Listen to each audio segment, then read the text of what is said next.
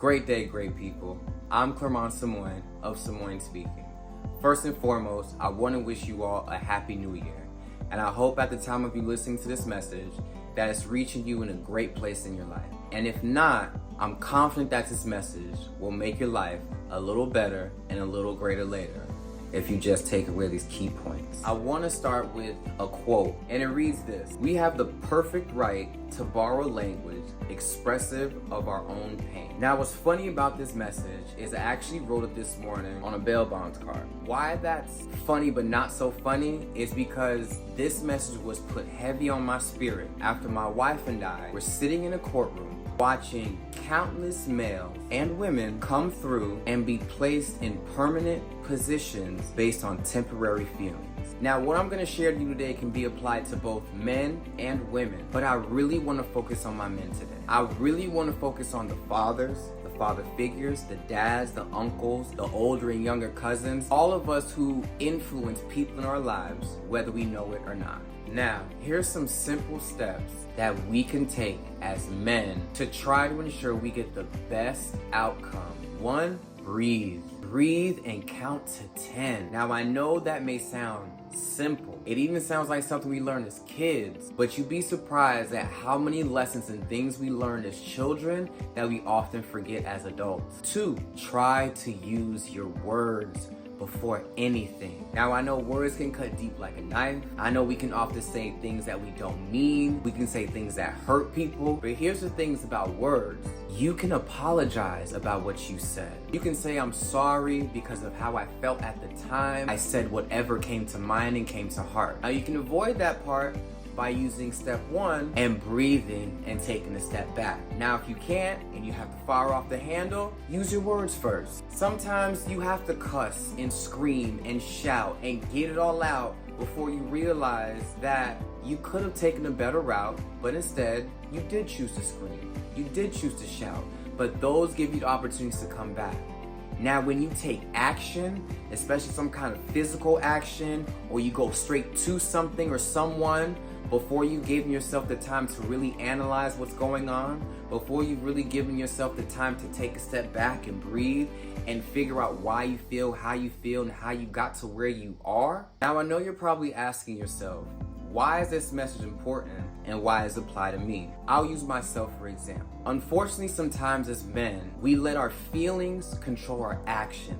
And instead of being proactive, we become reactive. Let me break that down for you. We are very much entitled to feel how we want to feel, but what we're not allowed to do is react on those feelings in the moment of those feelings. That's being reactive instead of proactive. And unfortunately, as men, we tend to suffer the most from this plague of reaction instead of being proactive. We let our feelings control our actions, which then in most cases lets us end up in permanent circumstances or situations based on temporary feelings. I myself, I'm guilty of this as well. I can give you a perfect example of in my younger years, before and after I had my first daughter. I remember being in situations where I could have clearly took a step back, analyzed what was going on, analyzed how I felt and why I felt that way, and then made an educated decision, not based on just how I feel,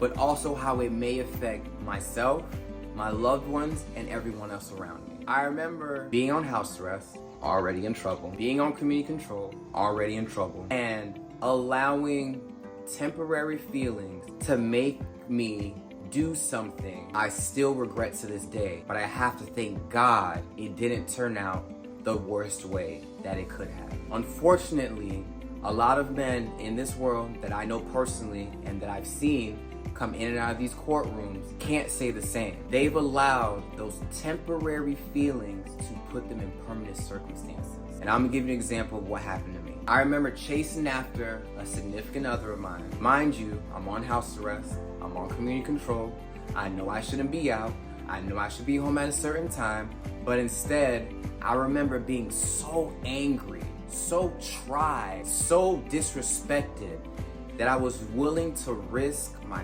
freedom, my life, and the ability to provide for my family by chasing after this person, going into a store, following her like a madman, And still, even though I felt I was right, everything I was doing was wrong. And all I had to do was a simple thing. As simple as it may sound, it's super complicated for us as men, especially now. Unfortunately, I feel like a lot of us are taking a step backwards. And instead of using what now in today's world is called being woke and being self-aware and having self-control, we allow our feelings to put us in permanent situations when our feelings are usually temporary. Now in my situation, I specifically remember sitting in a jail cell with my temporary feelings that really could have put me in a permanent situation or circumstance that I couldn't reverse. After so many violations, this was technically the final straw that could have and should have broke the camel's back. But by God's grace, it didn't. I remember sitting in that jail cell thinking to myself, man, I could really this girl. And after honestly a couple weeks and a couple months of sitting there, I finally came to the realization of, what did you think was going to happen when you let your feelings control every action that led you up until this point? And I say I was saved and got lucky by God's grace because at that same time, because of how many violations I have, because I was also on house arrest and community control, and the fact that what I was then charged with was also considered something violent and out of control, I was honestly facing 15 years to life. Being 15 years minimum, life sentence maximum. All because of several decisions made by temporary feelings putting me in permanent circumstances. But by the grace of God, instead of having a court date, I was given a release date. And still to this day, my lawyer and I don't know how it happened. So I'm using myself as an example to save as many of you as I can. Because I truly know what it is and how it feels to be in a position based off of temporary feelings, putting you in permanent circumstances. Why is it important for us men to not do this? Because 9 times out of 10, when we do it as men, we suffer the most. The people we love, the people that we take care of, the people that care for us and love us and that we provide for, they suffer even more. Because now they lose a father or father figure. They lose an uncle, a cousin, a brother, someone that they truly thought that they would be able to depend on for as long as they were around. And instead, us as men usually choose those feelings over our future. See, given this information, we are now able to move through life knowing that temporary feelings are never worth sacrificing our future selves. It just never is.